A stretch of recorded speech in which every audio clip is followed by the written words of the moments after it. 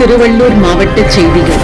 வக்ஃபு சட்ட மசோதாவை திரும்பப் பெற வலியுறுத்தி மத்திய பாஜக மோடி அரசை கண்டித்து திருவள்ளூர் தெற்கு மாவட்ட காங்கிரஸ் கமிட்டி சார்பில் மாபெரும் கண்டன ஆர்ப்பாட்டம் திருவள்ளூர் தெற்கு மாவட்ட தலைவர் திரு ஆரம்தாஸ் அவர்கள் தலைமையில் திருநென்றூர் நகர காங்கிரஸ் கமிட்டி தலைவர் திரு TJ விஸ்வநாதன் MC அவர்கள் ஏற்பாட்டில் திருநென்றூரில் நடைபெற்றது. இதில் தெற்கு மாவட்ட நிர்வாகிகள், பொறுப்பாளர்கள், வட்டார தலைவர்கள், ஏராளமான காங்கிரஸ் தொண்டர்கள் கலந்து கொண்டு இந்த ஆர்ப்பாட்டத்தை சிறப்பித்தனர். செய்தியாளர் K. சுரேஷ்.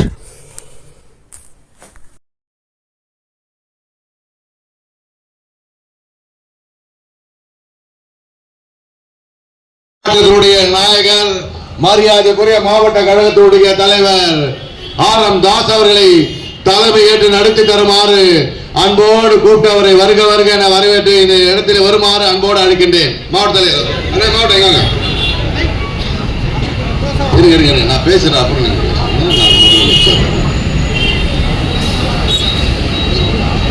வேற யாருமே கிடையாது.